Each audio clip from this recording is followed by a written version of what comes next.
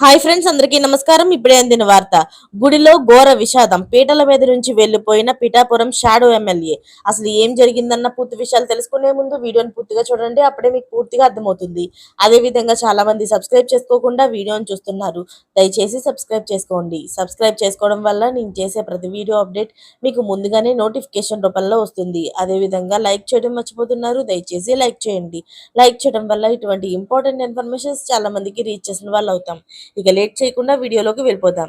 గోదావరి జిల్లాలో graduate MLC ఎన్నికల code అమల్లో ఉంది. రాజకీయ నాయకులు లేదా ప్రజాప్రతినిధులు ఆలయాలకు రావచ్చు, దర్శనం చేసుకొని వెళ్ళొచ్చు. అంతే తప్ప ఎలాంటి ప్రోటోకాల్ ఉండదు, రాచమర్యాదలు చెయ్యరు. అయితే ఇప్పటికే పిఠాపురంలోని షాడో ఎమ్మెల్యేగా వ్యవహరిస్తున్న జనసేన ఇన్ఛార్జ్ మర్రెడ్డి శ్రీనివాస్ దంపతులతో కలిసి కళ్యాణం వద్దకు వచ్చారు. ఆయనను కళ్యాణ వేదికపై పిలవాలంటూ కొందరు జన సైనికులు ఒత్తిడి చేశారు.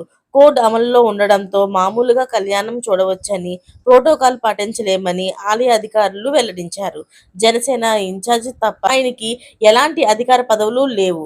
అయినప్పటికీ కొందరు వాదనకు దిగారు. ఎప్పుడైతే జన సైనికులు వాదనకు దిగారో, ఎన్నికల కోడ్ ఉల్లంఘన జరిగితే తమకు ఇబ్బంది కలుగుతుందని భావించిన ఈవో దంపతులు పీటల నుంచి లేచి వెళ్లిపోయారు. దీంతో అర్చకులే కళ్యాణం నిర్వహించారు. దీంతో సర్వత్రా విమర్శలు వెల్లువెత్తుతున్నాయి. మరిన్ని లేటెస్ట్ అప్డేట్స్ కోసం ఛానల్ ని సబ్స్క్రైబ్ చేసుకోండి. Thanks for watching friends.